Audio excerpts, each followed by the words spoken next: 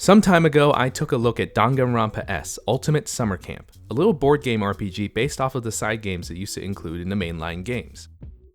The game itself is pretty lackluster, but its main appeal is having every single character that has ever appeared in a Danganronpa game cross over in a Smash-like everyone is here capacity. I personally had not engaged in anything related to the series in a very long time, and the franchise itself has been pretty dormant. Even this game came out several years ago. So I figured I'd take this chance to revisit these characters in a game with a lot less weight to it. In any case, Danganronpa S is essentially a big excuse for fan service. The usual death game premise is tossed out, and the characters are all just having a big hangout on a summary island. So there's tons of events where characters who could not possibly have ever hung out together do. Obviously, the game itself is not super essential, but it's a fun little thing that knows what it wants to be. I don't think there's anything wrong with that. Either way, the game is not really what I want to talk about today. Instead, it's the characters. As I said, it's been a while since I last played a real Danganronpa game, and Danganronpa S reminded me of something that I'd sort of forgotten in that time. These characters kind of suck. They're obnoxious by default, and do their level best to get on my nerves every chance they get, whether it's by taking their core personality traits to the extreme, or otherwise just being an overall pain. With Danganronpa S not being a particularly high-stakes game, the characters aren't always seen at their worst, but it doesn't take long to remember how they used to act in the main games. Now, to anyone who's a fan of Danganronpa, you probably aren't too surprised by this. It's pretty common knowledge at this point that the cast of Danganronpa has always been pretty polarizing and divisive. For every fan that got into Danganronpa because of the characters, there's another that bounced off because of those exact same characters. Despite all that, I think Danganronpa really manages to take that unlikability and turn what should be a flaw into a sort of charm point for the series. It's honestly become one of its main draws, aside from the gruesome murders and striking character designs. You end up going into any Danganronpa game, or honestly any game that creator Kazutaka Kodaka is involved in, pretty much expecting to meet some hateable characters, and they can even end up being some of your favorites.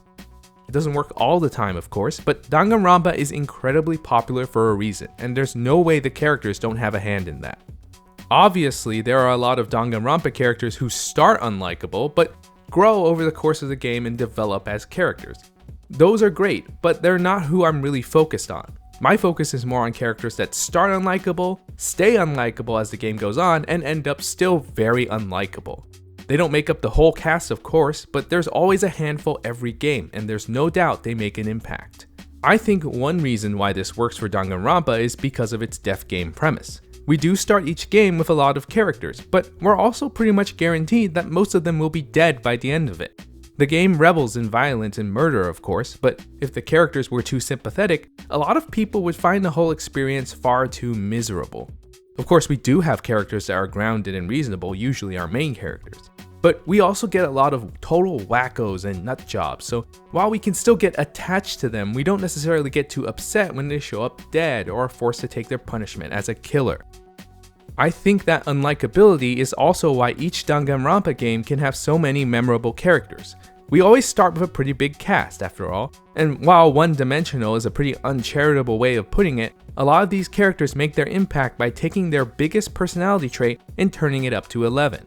It can be very easy to write off a lot of these characters for being one note, but because the creators and writers are not afraid of making these characters unlikable, they end up standing out a lot more.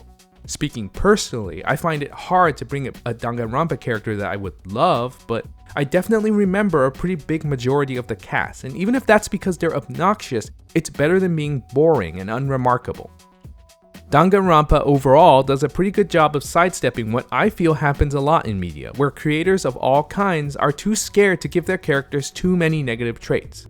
They want their characters to be liked, so even if they do give them a flaw or two, they're usually either too minimal to matter, or they're the kind of pretentious flaws you might see in a resume, like working too hard or being too focused.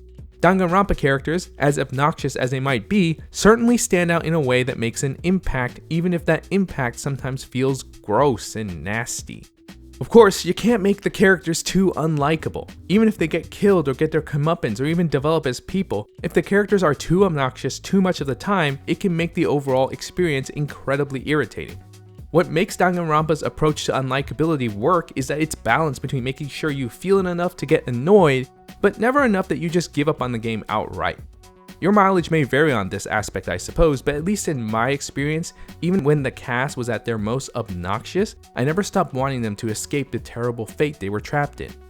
My mind always wanders towards Toko Fukawa as the perfect example of a Danganronpa character that is full of unlikable traits and yet still seems to exude a lot of charm in her own way. She flings herself from mood to mood, whether it be overly withdrawn and pessimistic, absurdly paranoid, or completely off the wall. She's a true freak, but it's in a way that is always entertaining, especially when she's interacting with the more grounded characters. Okay, there's times when she gets on my nerves, but at the end of the day, I do end up finding her character to be a net positive for the series. Now, Danganronpa doesn't get it right all the time. While I found the game overall to be quite enjoyable, the cast in V3 probably got on my nerves the worst, and at one point I was pissed off at almost half the surviving cast. I personally think Danganronpa fails if you stop caring when characters get killed, even when they're unlikable on purpose. It's that delicate balance that really gives the series its magic, and why it is so popular years after its last main entry came out. Overall though, Danganronpa is a great example of how you can make your characters unlikable without ruining their general appeal. It's an approach even some of my favorite franchises are afraid of tackling, which does make me give respect to the series, even if it isn't my favorite. I haven't played Kodaka's newest game yet, but from what I have seen, it looks like he's carried this approach to characters outside of Danganronpa as well. In a perverse way, it only makes me more motivated to get to these newer games, because whether I like them or I hate them, they'll definitely leave an impression on me regardless. Thanks for watching. I'm sure everyone's favorite Danganronpa character is someone else's most hated, and that kind of balance is what I think makes the series special. Let me know who your favorite characters are in the comments below. I'd love to hear which characters are liked and for what reasons. Subscribe if you want to see more of my videos, and I'll see you next time.